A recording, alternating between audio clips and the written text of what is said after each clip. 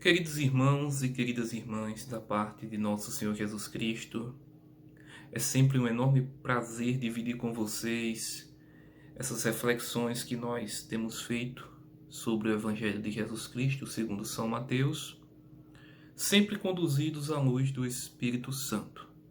Então, não é nenhuma novidade para aqueles que nos acompanham que nós não confiamos a nossa própria inteligência, embora tenha sido essa nos dada por Deus, e por isso tem um grande valor, mas nós acreditamos que ela por si só não basta para o entendimento perfeito da mensagem que está contida nestes textos.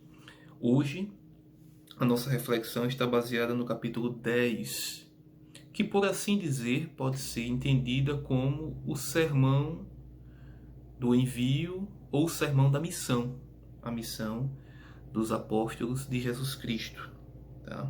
Então, para que o nosso entendimento seja um entendimento perfeito, vamos invocar o Espírito Santo orando. Vinde, Espírito Santo, enchei os corações dos vossos fiéis e acendei neles o fogo do vosso amor. Enviai o vosso Espírito e tudo será criado, e renovareis a face da terra. Oremos. Ó Deus, que instruístes os corações dos vossos fiéis com a luz do Espírito Santo. Fazei que apreciemos retamente todas as coisas segundo o mesmo Espírito e gozemos sempre de suas consolações. Por Cristo nosso Senhor. Amém. Então é com a certeza de que o Espírito Santo está aqui conosco que nós vamos dar continuidade à nossa reflexão, né? Bom, o capítulo 10, ele começa com a descrição da reunião feita por Jesus com seus 12 discípulos e uma narrativa bastante peculiar que diz o seguinte, que Jesus conferiu-lhes o poder de expulsar os espíritos imundos e de curar todo o mal e de toda enfermidade. Então Jesus reuniu seus 12 discípulos, vamos ler o nome de cada um deles na sequência, mas o texto é muito claro quando diz o seguinte, que Jesus os conferiu o poder de expulsar os espíritos imundos, de curar todo o mal, e todo é tudo, e toda enfermidade. Essa narrativa é uma narrativa bastante peculiar, por quê? Porque ela explica, em parte, de onde se origina a fé depositada nos santos e santas da Igreja. Que principalmente para nós que somos católicos, é vista como uma deturpação da fé depositada em nosso Senhor Jesus Cristo. É como se os santos da Igreja, em alguns momentos, concorressem com o posto que é concedido pelo próprio Pai ao Filho, que é o nosso Senhor Jesus Cristo. Isso não é verdade. Não é verdade. É bem verdade que, em algumas ocasiões, pela falta de maturidade espiritual, existem alguns exageros. Isso é verdade. Mas nós reconhecemos, e aqui o texto está bastante explícito, que esses homens foram extremamente importantes na reabilitação, na transformação, no processo de conversão, na mudança de vida, na reestruturação de famílias, enfim. Eles foram extremamente importantes dentro do plano de Deus. É claro que tudo isso conferido, tudo isso gerido e conduzido pelo próprio Cristo. Até porque João 15 traz uma narrativa de Jesus que diz o seguinte, que ele é a videira e nós somos os ramos. Sem ele, nós não podemos fazer nada. Na verdade, sem ele, nós sequer existiríamos. Sem ele, nós simplesmente não seríamos nada. Então, aqui fica claro de que esses homens, eles e outras mulheres também, que fazem parte da história do povo de Deus, são de fundamental importância para a disseminação do Evangelho de Jesus Cristo e do plano de Deus desde antes do Novo Testamento, né? Então é importante destacar esse ponto. Depois, tá, nós entendemos que existiram santos ainda. Até nos nossos dias tem pessoas que estão aprimorando de uma forma muito peculiar o seu processo de santificação. Nós não devemos entender a santificação como a ausência de falhas, a ausência de erros, a ausência de pecados, porque sem pecado, tá, só Cristo. Tá? E a Igreja Católica defende também por uma série de fatores Nossa Senhora. Mas os demais, todos eles, num ou noutro momento, se equivocaram, cometeram erros, e nós vamos observar isso na sequência dos acontecimentos.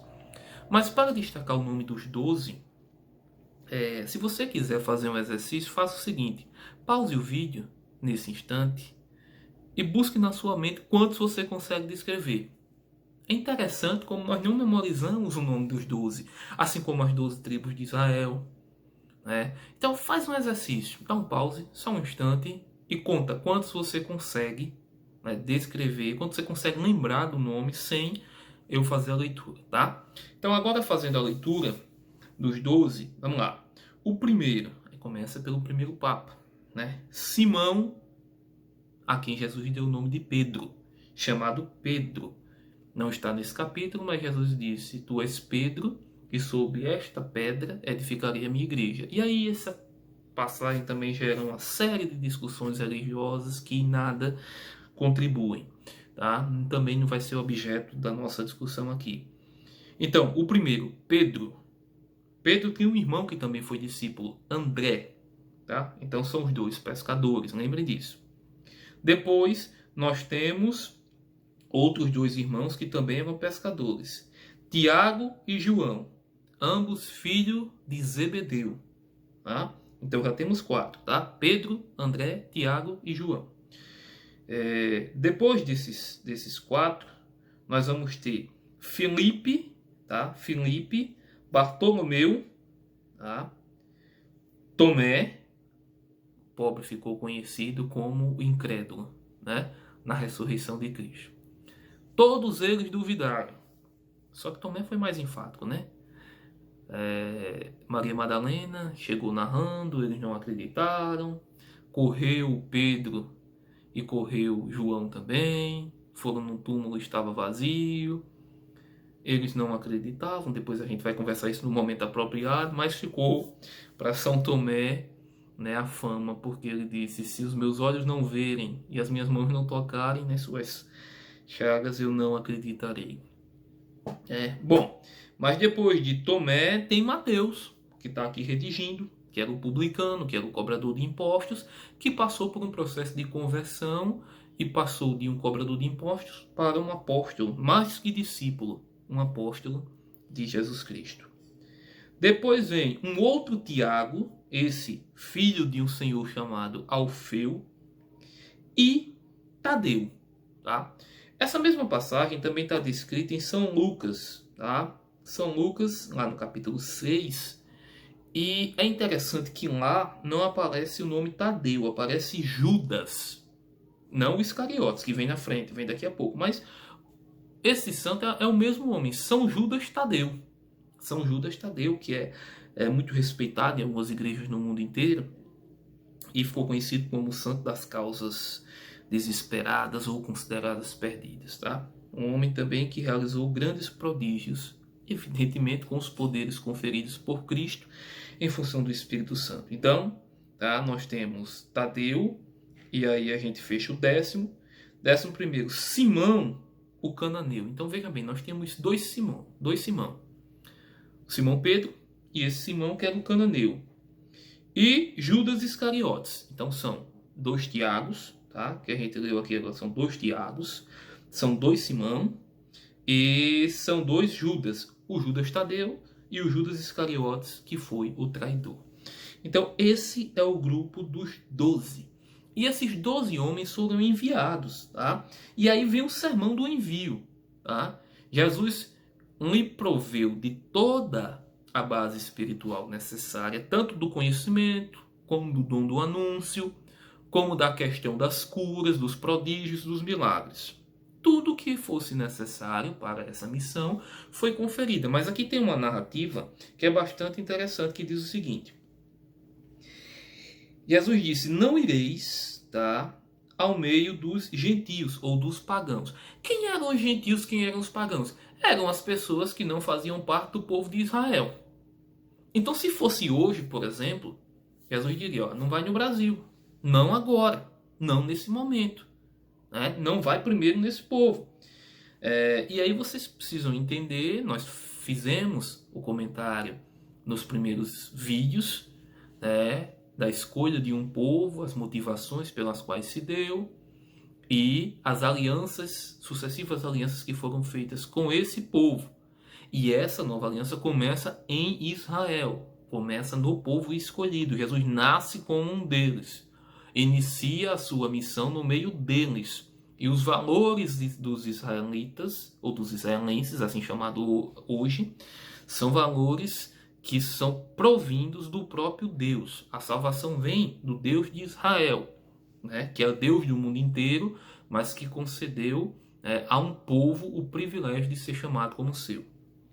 Então, o que é que acontece? Ele disse: não vá e nem entres na Samaria. Tá? Ide antes as ovelhas, ide antes. Depois é que vai nesse povo. Mas primeiro, vocês devem ir às ovelhas que se perderam da casa de Israel. E aí, isso é uma lição elementar e fundamental de que o exercício da fé se começa dentro de casa. O exercício da fé se começa na nossa família, por mais difícil que seja. Não adianta nós sermos pessoas bem vistas lá fora, quando dentro de casa a nossa imagem é diferente. É diferente. Às vezes o homem é muito bem visto pelos amigos, mas não tem cuidado da esposa e dos filhos como deveria. Da mesma forma a mulher, da mesma forma os filhos.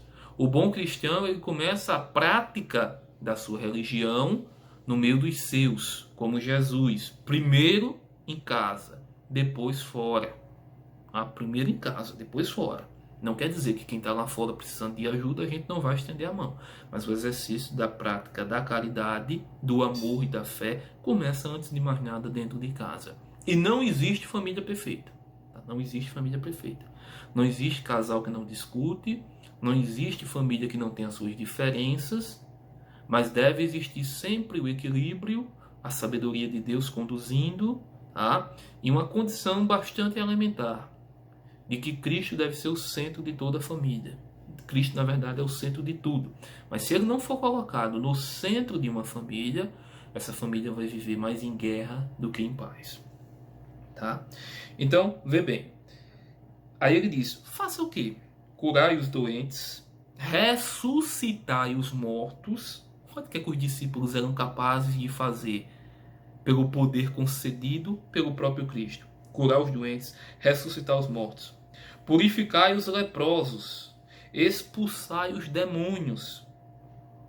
Recebestes de graça dai. E aí a gente vai entrar agora em um ponto que precisa de muita cautela. Esses discípulos, primeiro, foram pessoas enviadas. Não foram eles que decidiram ir por si só. Não. Na ressurreição de Cristo a gente vai ver que Cristo disse: não sai de Jerusalém até que venha o Espírito Santo. Então não é uma decisão nossa. É um chamado, uma aceitação, tá? E um desprendimento de si mesmo, ou um esvaziamento de si mesmo para um preenchimento do próprio Deus. Aí a conduta da missão ela vai correta. Hoje nós temos observado que as coisas têm se invertido. Em alguns casos, tem muita gente querendo se lançar na missão. E não é assim que funciona. Não é assim que funciona. Se não é o próprio Cristo quem conduz, o que é que vai acontecer? O que nós vemos sempre e sempre. Conflitos entre membros de um mesmo grupo da igreja ou entre igrejas, desavenças, Pessoas sem a aptidão necessária para desenvolver determinada atividade, desenvolvendo, e etc, etc, etc. São muitos casos que infelizmente acontecem, tá? Então, antes de mais nada, tá? Nós precisamos encontrar o nosso lugar que foi preparado pelo próprio Deus dentro do seu plano. Mas eu tenho tanta certeza de que Deus não projetou, tá, esse mundaréu de religiões ou de igrejas que estão abrindo uma atrás da outra. Por que essa necessidade tão grande de ser o pastor da igreja? Ou de ser o padre na outra? Por que essa necessidade tão grande? Não tem que ser eu que tenho que cantar, não tem que ser eu que tenho que explicar, não tem que ser eu que tenho que fazer tudo, não tem que ser eu que tenho que ser o centro das atenções. Então, uma coisa que precisa ficar clara é que todos nós temos uma responsabilidade nesse projeto celestial. E é bem verdade que muita gente não tem feito o que lhe compete, e é por isso que o mundo tem se tornado essa grande, né, bagunça, por assim dizer. Tá? No entanto, tá? Eu e você que está nos acompanhando deve se perguntar: eu já consegui identificar dentro do projeto de Deus o que é de responsabilidade minha? Se a resposta for sim, ótimo. 90% do caminho está andado. Se for não, o que é que eu faço se for não? Conversa com Deus. O plano é dele. Foi ele que te fez. Foi ele que te escolheu. Foi ele que te capacitou. Foi ele que te encheu de dons. Então não sou eu que vou responder. E muito provavelmente pessoas não vão te dar resposta. Podem até ser utilizadas como instrumento em um ou no outro momento. Mas conversa com Deus. Se a resposta for não, conversa com Deus. Mas se a resposta for sim, faz uma reflexão como é que você tem desenvolvido o seu ministério. Como é que você tem desempenhado as funções que lhe foram confiadas, utilizado os seus dons. E aí eu faço uma pergunta sempre nesse sentido, tá? Geralmente, quando nós nos disponibilizamos a Deus, o nosso salário não é pago de forma financeira. Eu te pergunto, se o teu fosse, você faria de forma mais engajada? Você faria melhor? E se te pagasse milhões de reais, que é a nossa moeda aqui no Brasil, você faria mais motivado ou motivada? Se a resposta for sim, entendeu? Então você precisa começar a ver de forma um pouco mais calma e cautelosa onde verdadeiramente está o teu coração. Essa reflexão vale para mim também, tá? E aí ele vai dizer, olha que coisa interessante. Recebestes de graça dai. E aí tem um questionamento que é feito principalmente à Igreja Católica, que é o seguinte: os sacramentos da Igreja, eles não devem ser, de forma alguma, cobrados financeiramente. Recebeste de graça dai. E isso é verdade. Existem taxas de batismo, taxa de casamento, taxa de uma série de coisas. Até muitas vezes, quando vai fazer primeira comunhão, tem igreja por aí que é uma taxa por deslocamento do bispo quando vai, não sei de quem, lá vai. Mas isso é certo? Não é certo. E por que acontece então? A igreja vai dizer, olha, se uma pessoa alegar que não tem recurso para casar, ela não vai deixar de casar por causa disso. É a obrigação de todo padre realizar ou presidir o casamento. Se disser que não tem dinheiro para batizar, a criança não vai deixar de ser batizada por conta disso. Sim, mas ainda assim, continua errado a cobrança de uma taxa. Tem taxas que são absurdas. Tem igreja que para casar lá, entendeu? Você precisa ter um salário muito alto. É impossível. E aí, se tornou um negócio? Depende do caso. Vamos explicar mais à frente. Jesus disse o seguinte: não leveis nem ouro, nem prata, nem dinheiro em vossos cintos, nem mochila para a viagem, nem 2 túnicas, nem calçados, nem bastão, pois o operário merece o seu próprio sustento. E aí agora vem o complemento do raciocínio. Esses discípulos foram enviados em missão. E Jesus os aconselhou a não levar absolutamente nada, a não ser a roupa que estava no corpo, a sandália que estava no calçado, o bastão que estava só um, tá? Não precisa levar mais que um, né? Não leve mochila, não leve duas roupas, não leve mais de calçado, não leve bastão para sair, pois o operário merece seu próprio sustento. Eu não vou falar da religião protestante, uma vez que provavelmente é difícil você encontrar um pastor que não tenha a sua profissão. Mas eu quero falar dos padres. Os padres, né? E nós celebramos o dia do padre agora no último domingo, tá? Só para situar aqueles que nos escutam hoje, tá? Estou gravando esse vídeo, é terça-feira, dia 4 de agosto de 2020. No dia 2 de agosto de 2020, no último domingo, nós celebramos o dia do padre. Ou dom, né? Do pastorio, do pai espiritual. E aí o que é que acontece? Esses homens são homens que se entregaram ou estão no exercício da entrega completa em favor do reino de Deus. Eles deixaram tudo. Eles sobrevivem, a igreja sobrevive de certa forma, dos dízimos e das ofertas. Nem todo mundo tem esse compromisso. Nem todo mundo que frequenta a igreja. Não estou falando de quem não vai na igreja. Quem não frequenta a igreja não tem porquê. Tá contribuindo. Se quiser, tudo bem. Mas o sentido maior é o engajamento. É a entrega. Quando nós cantamos o ofertório na missa, ou realizamos a parte do ofertório, nós, quando eu digo realizamos, porque tanto o celebrante, o padre, quanto os fiéis, todos eles estão realizando o ofertório naquele momento. Então o que é que acontece? Nós nos disponibilizamos a uma entrega total. E o total é os dons, o seu ser, o seu coração, a sua mente, também as suas finanças. É evidente que com critérios. Deus não quer que você deixe de comer para que direcione dinheiro para a igreja, nem que deixe de pagar suas contas. Evidentemente que a própria Bíblia orienta que a organização das nossas contas deve ter um certo equilíbrio. Mas o fato é que, para encurtar a conversa, quando parte dos fiéis não assumem um compromisso também financeiro com a igreja,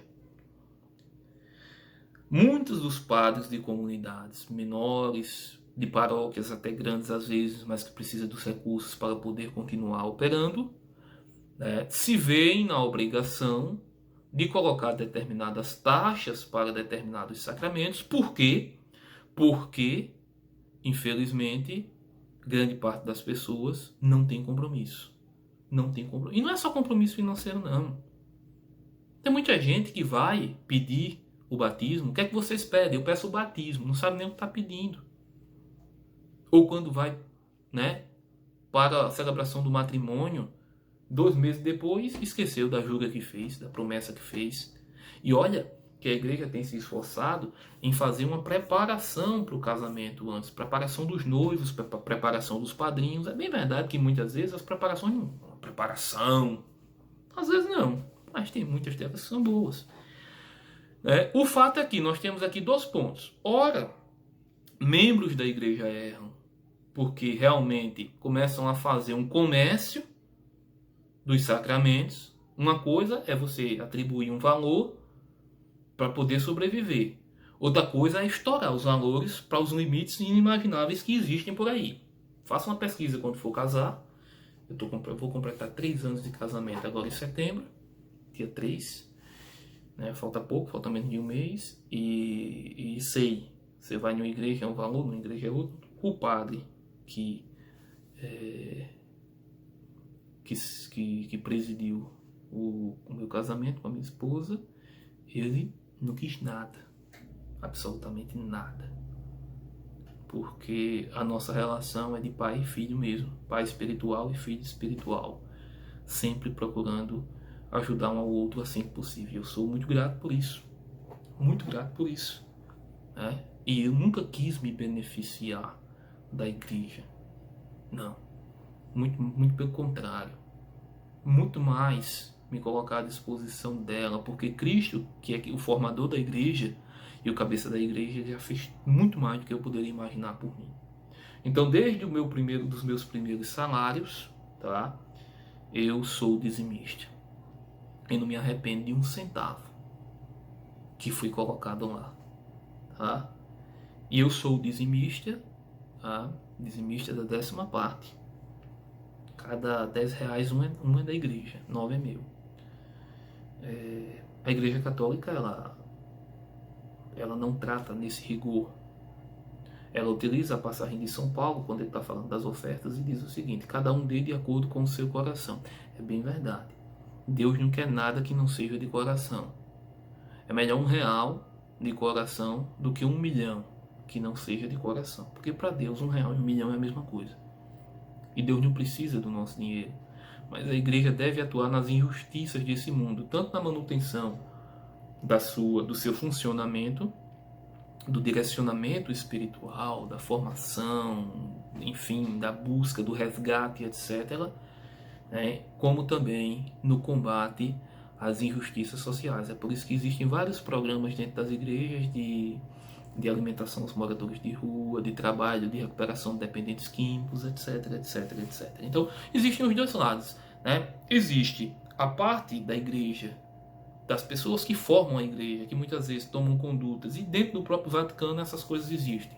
O próprio Papa Francisco, desde o início do seu pontificado, tem sido muito atacado nessas questões. E existem também grande parte dos fiéis que não querem compromisso nenhum. E entre uma coisa e outra, existe como de fato deve ser. Também existe, isso é verdade.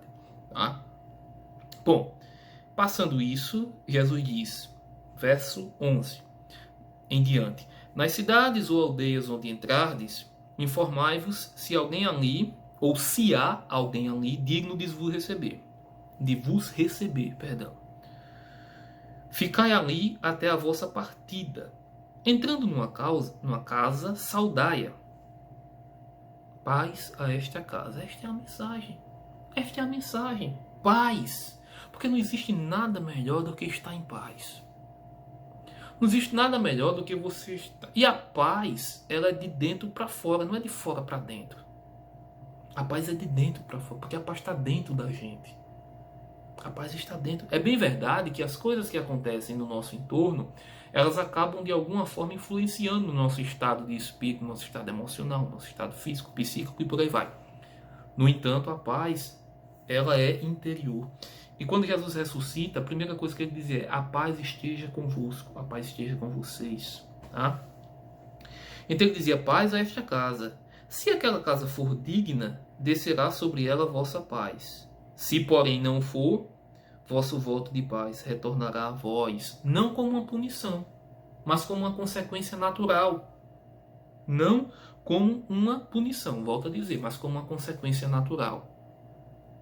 A verdadeira paz, para quem nos acompanhou, ou para quem conhece o capítulo 5, lá do Sermão da Montanha, esse é o Sermão da Missão. Lá no Sermão da Montanha, começa no capítulo 5, vai até o 7, tem qual é a verdadeira felicidade. E a felicidade independe de circunstância. Na verdade, felicidade é estar no centro da vontade de Deus.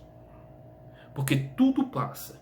Momentos alegres, momentos tristes, abundância, escassez, tudo passa. Momento de pandemia, momento de normalidade, tudo passa. Nós passaremos nesse plano. Mas aqueles que permanecem firmes no centro da vontade de Deus, esses habitarão com Deus na morada eterna.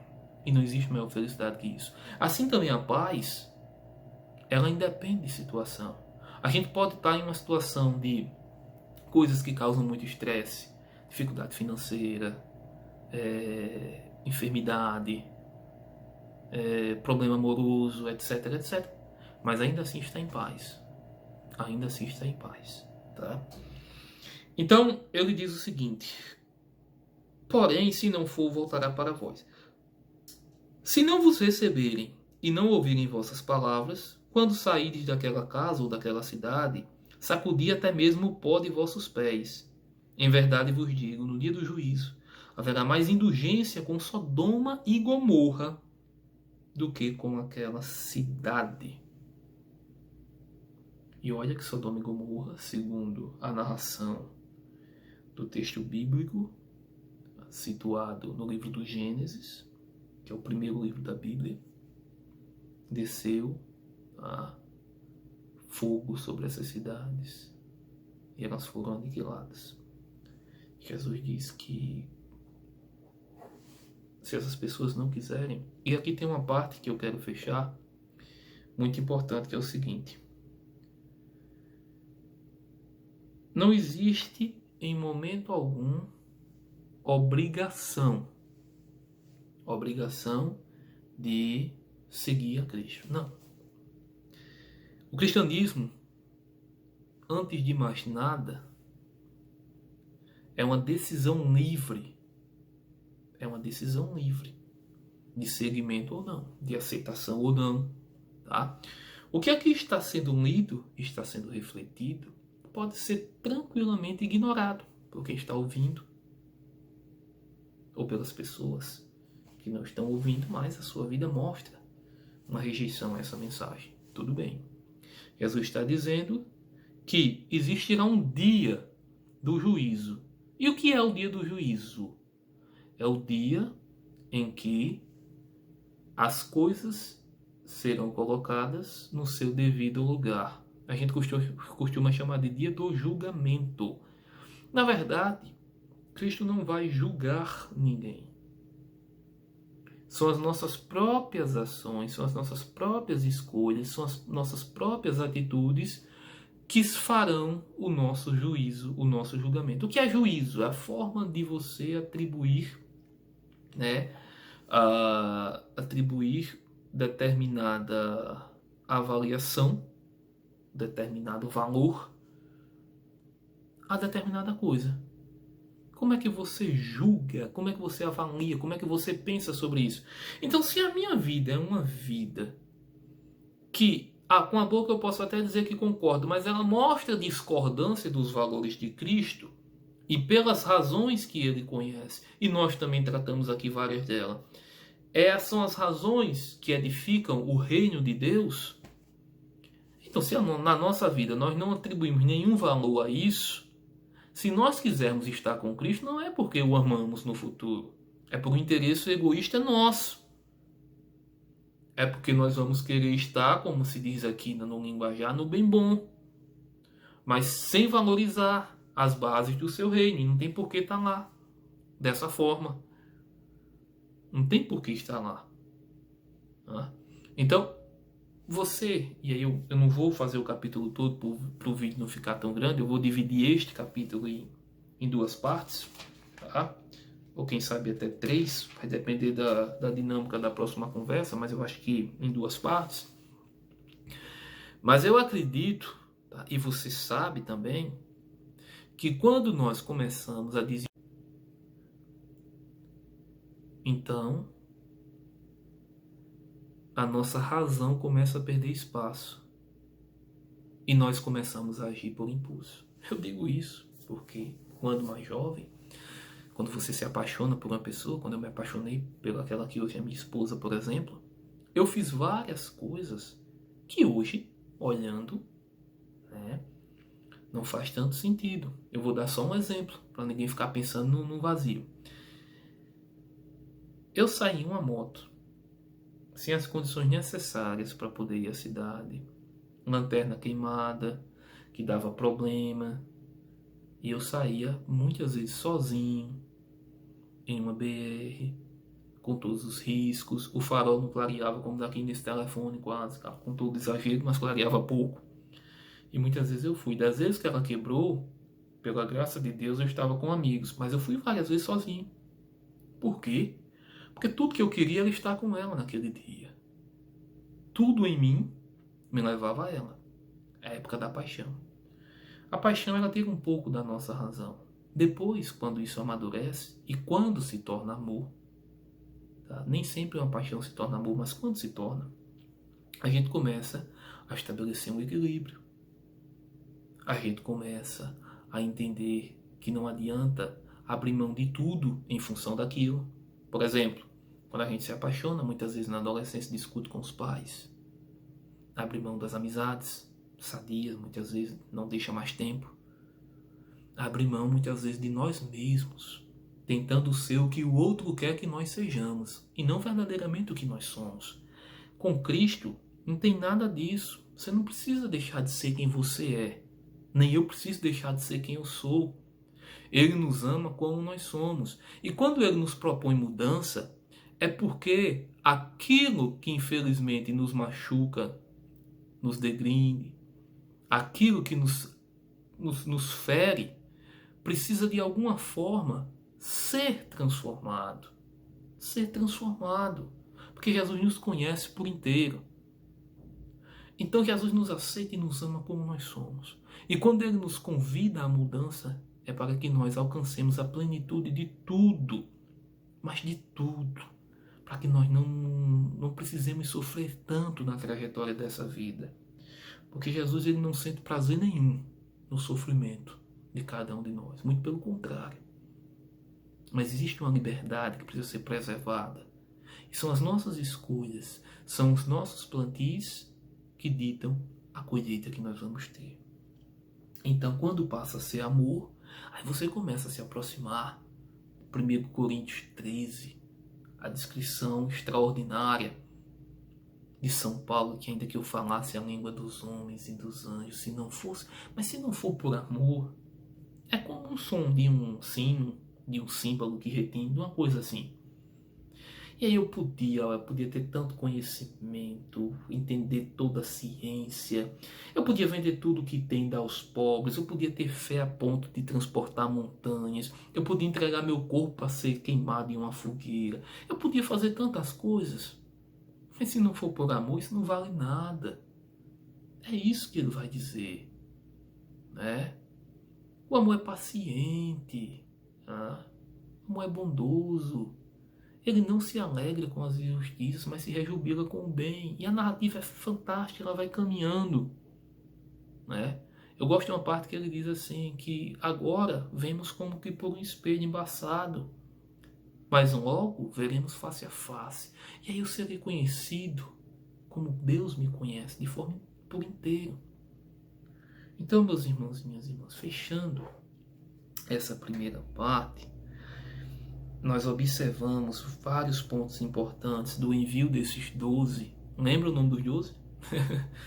Então, desses 12, mas hoje nós também temos papel nesse reino, tá?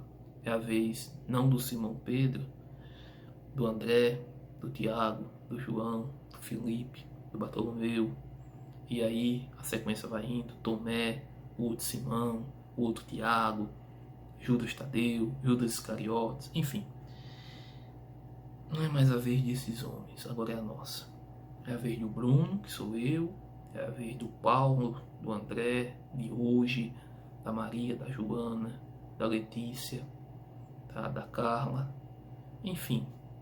De cada nome que existe, é a nossa vez. É a nossa vez. Esses homens acertaram em tudo? Não. E por que eles fizeram parte do grupo dos 12? Até o traidor estava aqui nesse momento. Que naquele momento o coração deles era terra fértil. Terra fértil. Para que a semente do Evangelho germinasse e se tornasse uma árvore belíssima, das mais belas que existem. Onde os pássaros repousam, onde causa sombra, onde traz vida. Assim também deve ser o nosso coração.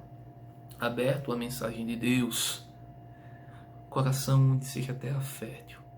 Para que o Evangelho a cada dia vá ocupando mais e mais espaços. Às vezes eu fico pensando, meu Deus, é tão bom estar na tua presença, como nesse momento agora. É tão bom te ouvir, poder falar, saber que sou ouvido, saber que o Senhor toma providência. Porque às vezes eu gasto tempo com tanta coisa que não traz esse bem-estar. Porque às vezes eu gasto tempo com tanta coisa que não agrega ao meu ser. Fico perdendo tempo às vezes, porque não consigo equilibrar. Não é que eu devesse deixar de fazer algumas coisas, mas gastar menos tempo com elas e mais tempo com isso. Então, meus irmãos, é isso, tá? Até aqui. Vamos continuar o 10.2, tá? Hoje fizemos dos versos 1 a 15. Na semana que vem, tentar postar dos versos 16 até o último verso, que é o 42. Se não der, a gente divide em outra parte e termina, tá? Vou deixar uma música no final. A vocês o meu abraço, a minha gratidão, tá? Espero junto a vocês, na condução e na presença do Espírito Santo, vivermos o reino dos céus, já aqui agora, porque ele já está no meio de nós.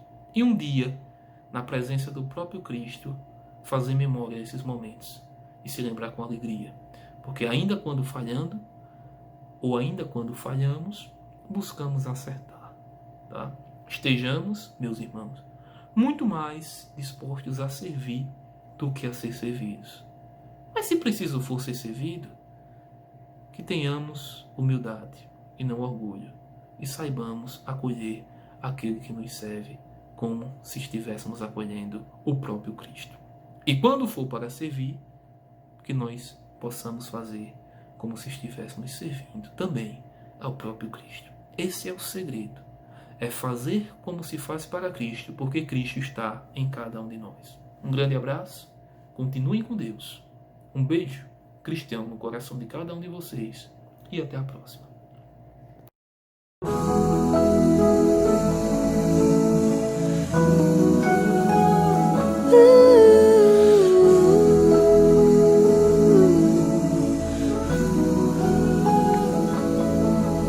Senhor, toma minha vida nova antes que a espera desgaste anos em mim. Estou disposto ao que queiras, não importa o que seja, tu chamas-me a servir. Leva-me aonde os homens necessitem, tua palavra necessitem de força de viver. Onde falte a esperança, onde tudo seja triste simplesmente por não saber de ti.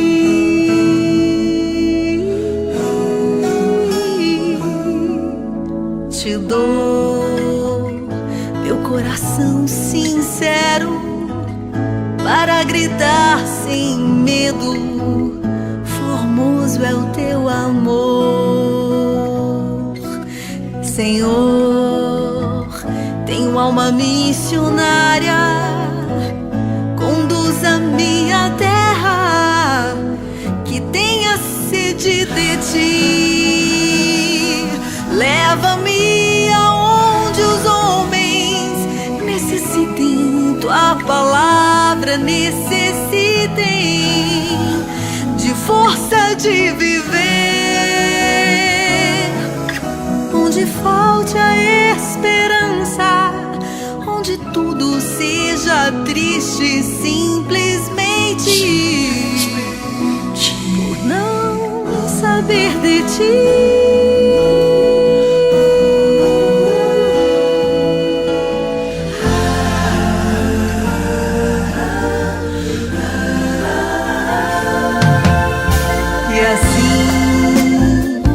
Partirei cantando por terras anunciando tua beleza, Senhor.